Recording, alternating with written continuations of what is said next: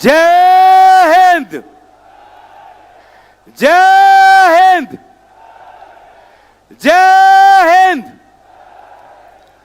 आज इस मंच पर उपस्थित कांग्रेस वर्किंग कमेटी के सदस्यगण, सांसदगण, प्रदेश अध्यक्षगण, विधायकगण और देश के हर कोने से आए हुए कांग्रेस के साथियों, मैं सबसे पहले आदरणीय राहुल गांधी जी का आभार प्रकट करना चाहूंगा कि जो वोट चोरी का नारा उन्होंने बिहार के सड़कों पे उठाया, उस वोट चोरी की गूंज हमने सदन के अंदर हमने सुनी, पूरे देश भर ने सुनी कि किस प्रकार से चुनाव आयोग निष्पक्ष नहीं है, किस प्रकार से चुनाव आयोग भाजपा सरकार का एक कठपुतली बन चुका है। और इसीलिए आज हम सब दिल्ली के इस राजधानी में आए हैं राहुल गांधी जी के हाथ को और मजबूत करने के लिए, देश की आवाज को और मजबूत करने के लिए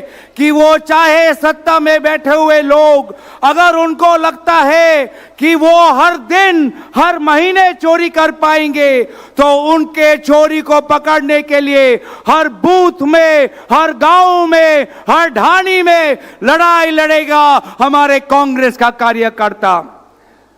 आज सदन में हमने देखा कि भाजपा सरकार समझती थी कि वंदे मातरम के ऊपर भाषण होते हुए वो कांग्रेस पार्टी की छवि को धूमिल करेगी, लेकिन हमने देखा कि किस प्रकार से जब हमारी नेत्री प्रियंका गांधी जी जब सदन में खड़े होकर कांग्रेस पार्टी की इतिहास हमने जब भाजपा को सुनाई, तो भाजपा का मुंह बंद हो गया। हमने सदन के अंदर यह भी देखा कि जब आदरणीय नेता राहुल गांधी जी जब खड़े हुए, आंख से आंख मिलाकर उन्होंने अमित शाह जी को कहा कि अमित शाह जी, मेरे 3 प्रेस कॉन्फ्रेंसेस पर हो जाए एक बहस, हो जाए एक चर्चा। तो जिस प्रकार से इन्होंने अमित शाह जी को ललकारा, तो अमित शाह जी भी हड़बड़ा गए। अमित शाह जी भी राहुल गांधी जी के उस चैलेंज को, उसका जवाब वो नहीं दे पाए। आज हमें बात समझनी है, जो बात सदन के अंदर राहुल गांधी जी ने सबको कही कि ये जो वोट, ये हमारा अस्त्र है, ये वोट हमारी आवाज है। अगर जब किसान, जब वो अपना मजदूरी को लेकर, अपने किसान को लेकर, हमारे जो खाद्य जो आज बहुत पैसों में खरीदना पड़ रहा है, जब उसके साथ ये बेवफाई होती है, तो वो अपनी आवाज कैसे उठाता है? वोट के द्वारा। जब बेरोजगार युवा, जब उसको नौकरी नहीं मिलती, तो वो अपना आक्रोश कैसे व्यक्त करता है? वो वोट के द्वारा। वे महिला जिस पर अत्याचार होता है, वो महिला अपना गुस्सा कैसे दिखाती है? वो वोट के द्वारा। तो इसीलिए अगर लोकतंत्र में हमारे किसानों की, बेरोजगार युवाओं की, महिलाओं की, गांवों की, विभिन्न प्रांतों की अगर आवाज उठानी है, तो उनका आवाज होता है वो वोट। और इसीलिए ये भाजपा ये समझती थी कि पिछले लोकसभा चुनाव में उनके 400 पार सीट आएंगे। जब देखा कि 400 पार उनका सपना विफल हो गया, लोग उनके खिलाफ हैं, तो उन्होंने ये वोट चोरी शुरू की।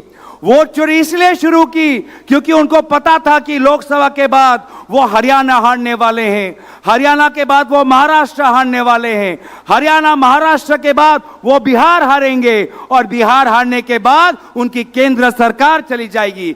और सिर्फ जब देखा कि हरियाणा हारेंगे, महाराष्ट्र हारेंगे, बिहार हारेंगे, तो उन्होंने वोट चोरी शुरू की। वोट जो हमारा लिस्ट है, वो फर्जी वोटर लिस्ट निकालने की शुरुआत की।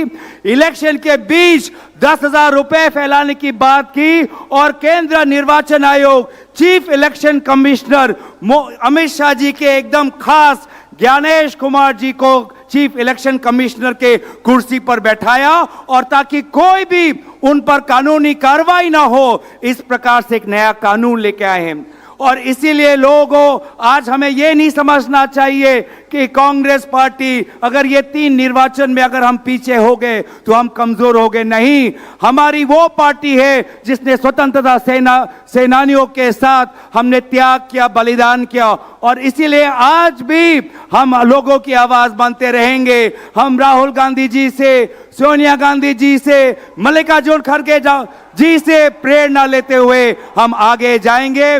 मैं सभी दूर से आए हुए, उत्तर भारत से, दक्षिण भारत से, उत्तर पूर्व और पश्चिम से सभी को अपना विनम्र नमस्कार देते हुए मैं यहीं पर अपना भाषण समाप्त करता हूं। धन्यवाद। जय हिंद, जय हिंद, जय हिंद। बहुत बहुत धन्यवाद। वंदे मातरम।